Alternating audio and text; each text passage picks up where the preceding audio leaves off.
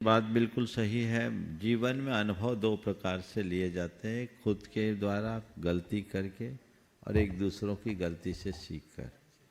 खुद के द्वारा जब हम गलतियां करते हैं उससे जो प्राप्त अनुभव होते हैं उनमें से बहुत सारा ऐसा होता है जो फिर दोबारा उसकी पूर्ति नहीं हो पाती। जैसा आपने अभी उल्लेख किया, यौवन अवस्था जो जीवन का सबसे बहुमूल्य क्षण होता है, उसको जिसने सही तरीके से नहीं संभाला और उस उम्र में जिसने गलतियां की, उसके जीवन में बड़ा भटकाव होता है और वो भटकाव उसके जीवन को बर्बाद कर देता है। फिर उसके पास लौटने की भी कोई गुंजाइश शेष नहीं रहती, ऐसी स्थिति होती है। लेकिन जो दूसरों की गलतियों से कुछ सीख लेता है कि भाई दूसरे ने गलती की और उसने उसका परिणाम भोगा, हमें नहीं करना, या बड़े बुजुर्गों के अनुभवों से अगर सीख लेता है और अपने जीवन को बदल देता है तो वो उसके जीवन के लिए एक बड़ी उपलब्धि हो जाती है।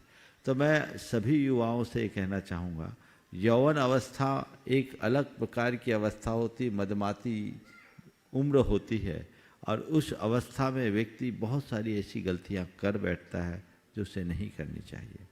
उन्हें अपने जीवन में अपनी समझ विकसित करनी चाहिए, जीवन की मर्यादा का पाठ पढ़ना चाहिए और ये सोचना चाहिए कि आज मैं अपनी भावनाओं पर थोड़ा नियंत्रण करूँगा तो पूरे जीवन आनंद से जी पाऊँगा, और आज के बहुमूल्य समय को मैं यूं ही व्यर्थ करवाऊँगा तो पूरे जीवन परेशान होऊंगा।